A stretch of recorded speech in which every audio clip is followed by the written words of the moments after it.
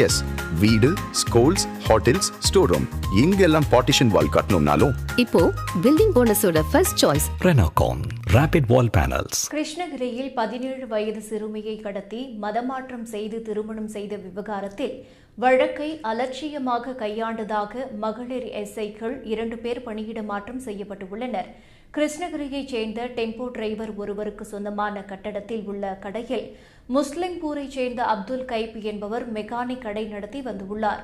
Tempo டிரைவரின் மகளான 17 வயது சிறுமியிடம் ஆசை வார்த்தை கூறி பழகிய அப்துல் கைப் சிறுமியின் தந்தை வீட்டில் இல்லாத நேரத்தில் அவரை அக்டோபர் 23ஆம் தேதியன்று கடத்திச் சென்று திருமணம் செய்து கொண்ட சம்பவம் பெரும் அதிர்வலையை ஏற்படுத்தியது.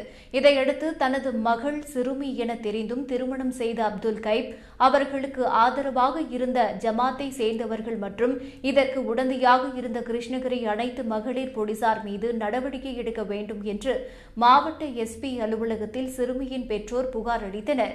இந்நிலையில் இவ்வழக்கை மாவட்ட ஏடிஎஸ்பி நமச்சிவாயம் தலைமையில் விசாரிக்க மாவட்ட எஸ்பி தங்கத்துரை உத்தரவிட்டார்.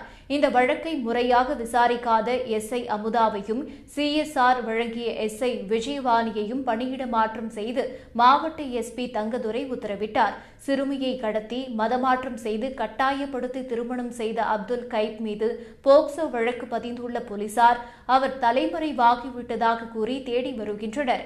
இதுகுறித்து பேசிய அம்மாவட்ட விஎச்பி நிர்வாகிகள் சிறுமியை கடத்திய அப்துல் கைப்பையும் அவரது பெற்றோரையும் கிருஷ்ணகிரி அனைத்து மகளிர் போலீஸ் இன்ஸ்பெக்டர் பானுமதிதான் விசாரித்தார். அவர்கள் மீது எந்த நடவடிக்கையும் எடுக்காமல் அதிகாரிகள் சம்பவத்தை மூடி மறைக்க முயற்சிக்கின்றனர் என்று தெரிவித்தனர்.